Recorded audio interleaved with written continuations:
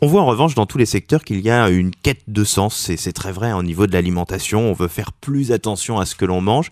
Est-ce que c'est vrai aussi pour le chocolat? Commençons peut-être par le côté équitable. Vous êtes sûr que tout le chocolat que vous vendez est produit dans de bonnes conditions? La quête de sens, c'est vrai, elle est très importante et effectivement, une maison comme la nôtre se doit de fournir un chocolat qui est produit de manière équitable et raisonnée. Pour donner cette garantie à nos clients, on a un couverturier qui est unique à la Maison du Chocolat, qui est Valrhona, qui fabrique la meilleure couverture du monde et en plus travaille cet axe de manière très intense. Et effectivement, aujourd'hui, à la fois par des initiatives de contractualisation directe avec des producteurs et de développement avec un volet social, avec un volet environnemental, nous permet de garantir à nos clients qu'effectivement, tout notre chocolat aujourd'hui provient d'une agriculture raisonnée et équitable. Par ailleurs, il y a aussi une évolution sur le fait d'avoir moins de sucre. Est-ce que ça se voit également chez vous? Est-ce que l'une des demandes, c'est de dire chaque année, on doit réussir à réduire la présence du sucre? On se doit de l'accompagner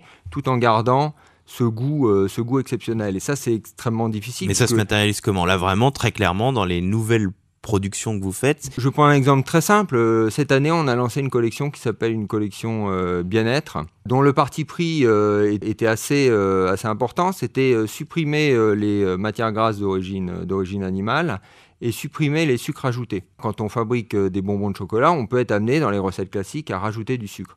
Et là, l'idée, c'était de ne pas en ajouter, justement pour répondre à cette demande. Du coup, ça marche très bien. Vous voyez qu'il y a une demande des consommateurs? Oui, parce qu'il y a une réelle demande de consommateurs qui veulent plus de naturalité et en même temps qui s'attendent à avoir tout autant de gourmandise et de plaisir de dégustation. Donc ça, c'était un pari que Nicolas Cloizeau a relevé de manière avec beaucoup d'audace et beaucoup de réussite. Ouais.